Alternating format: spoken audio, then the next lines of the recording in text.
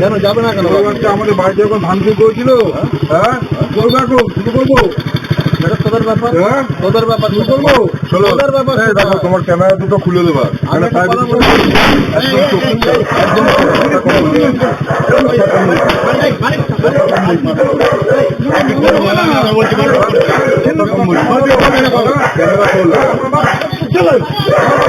बुजुर्ग के साथ मारपीट की घटना सीसीटीवी में रिकॉर्ड।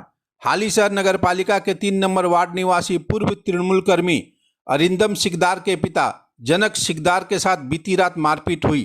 मारपीट की घटना सीसीटीवी में रिकॉर्ड हुई है। आरोप है कि तृणमूल के सत्ता में रहने के दौरान अरिंदम ने भाजपाइयों पर अत्याचार किया था। पुराने आक्रोश में अरिंदम की तलाश में उसके घर गए भाजपाइयों ने मारपीट किया, जबकि बीजपुर भाजपा मंडल 2 के अध्यक्ष अंजन दास ने आरोप से इनकार किया है। এসে বলছে আমাকে তোমার ছেলে কোথায়?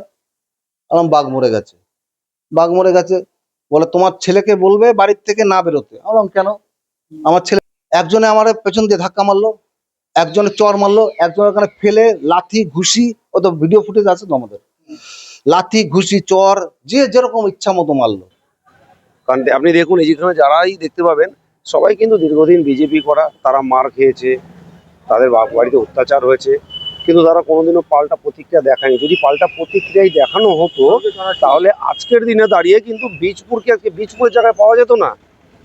আপনারা দেখাতে পারবেন কি এরকম ধরনের কোনো ঘটনা? এটার কোনো পার্টির কোনো যোগ নেই।